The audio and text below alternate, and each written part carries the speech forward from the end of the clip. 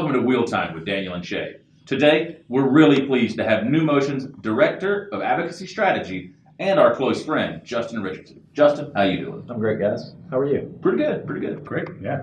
So, Justin, since you fly so frequently, we wanted to talk with you a bit about some of your experiences as an individual in a wheelchair.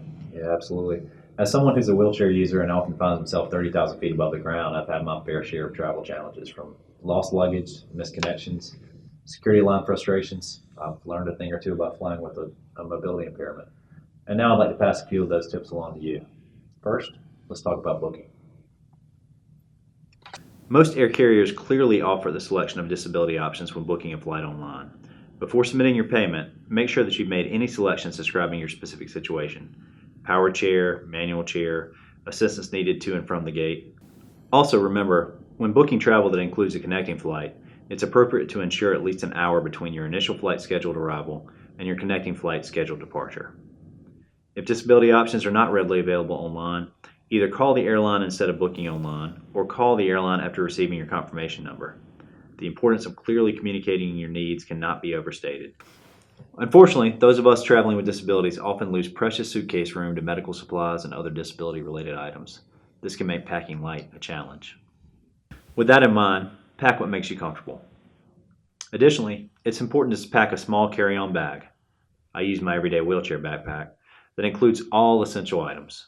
Medications, identification, and enough urological or daily use supplies to make it through 2 days of your trip is generally a good idea. As a side note, while preparing for your trip on the day of travel, it may be wise to avoid your morning cup of coffee or daily energy drink. Though restrooms are readily available throughout the airport, an overactive bladder can make for an uncomfortable flight. Parking near the terminal is typically expensive, sometimes prohibitively so. A less expensive alternative often exists inside light park and ride lots. Utilizing these lots is often half the cost of parking in the primary lots, and shuttles to and from the airport terminals are typically accessible. If making use of a satellite lot, be sure to arrive an extra 30 minutes or so on top of the otherwise recommended 2 hours prior to your scheduled departure. This added time will help to account for several shuttle stops and pickup points and terminals along the way. At the time of check-in, proceed directly to your air carrier's ticket counter. Though it may seem obvious to most, be sure to let the counter agent know that you are traveling with your own personal wheelchair. Although most agents will ask after being notified of your chair, this is a good time to state your need for assistance boarding the aircraft. At this time, the counter agent may or may not pick up the phone and notify the mobility assistance crew that a passenger on your flight, sometimes identifying you specifically by name, will require assistance. Once arriving at security, be sure to consolidate as many of your loose personal items as possible into your carry-on bag. Keys, sunglasses, cell phones, your wallet, and identification should all be placed inside your bag prior to sending it down the conveyor belt and through the security scanner. The fewer loose items you have on your person, the less chance items will become lost. After your belongings pass through the scanner, you will not be allowed to retrieve your items from the other end of the scanner on your own. For security reasons, your bags will be retrieved by a TSA agent and brought to you in the area where the final security check will occur. At this time, you will be assigned a TSA agent of the same sex for a more involved security check of your person and wheelchair. You will then be given the option of either a private or semi-public check. Your chair will be examined as you remain seated, and you should be prepared for your entire body to be inspected using the backside of the TSA agent's hands. Unfortunately, this is required and cannot be avoided unless you are a participant in the TSA pre-check program. The gate portion of your airport experience is often the most critical to the success of your travel.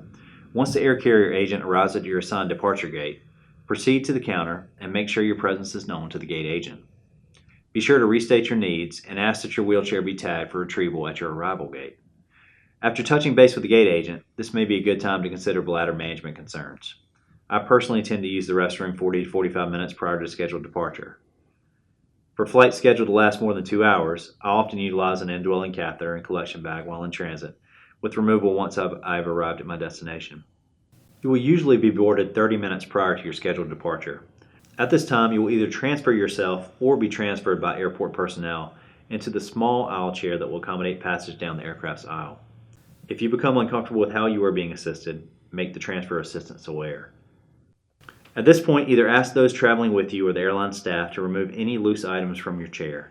Seat cushions, backpacks, and removable side guards should be removed from manual chairs and brought inside the cabin.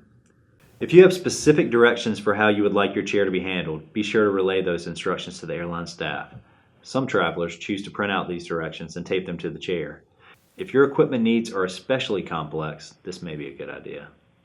Depending upon the length of your flight and your own personal skin integrity, you may choose to sit on your wheelchair cushion instead of directly on the airplane seat. If able to transfer independently, you will be given the opportunity to do so. If requiring assistance, the staff provided will assist you. Transfer assistance ranges from minimal assist, involving no more than the steadying of one's chair, to full assist utilizing either slings or two-person lifts. Again, if you are uncomfortable or uneasy about the way you are being assisted, it is your responsibility to speak up. Upon touchdown at your destination, be prepared to wait, as you will be the last person taken off the plane.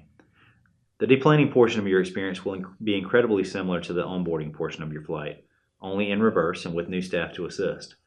By the time you are taken off the plane, your chair should be waiting for you at the bottom of the jetway. Because of the fact that you are the last to deplane, you may arrive at the luggage carousel to find that your bags are nowhere to be found. Often, these bags have simply been moved by airport staff and can be collected near the luggage office, which is typically situated near the carousel area. Prior to leaving the airport, it will be wise to carefully inspect your chair for damage acquired in transit. If damage has occurred, notify airline personnel and contact the Numotion Customer Care Center. With over 130 locations nationwide, we may very well have a location near your destination and will be happy to assist. Justin, thanks again for joining us and sharing lots of your travel knowledge. Thank you for having me. On behalf of everyone at Numotion, this has been Daniel and Shea. Thanks for watching Wheeltime. Safe travels, and we'll see you soon.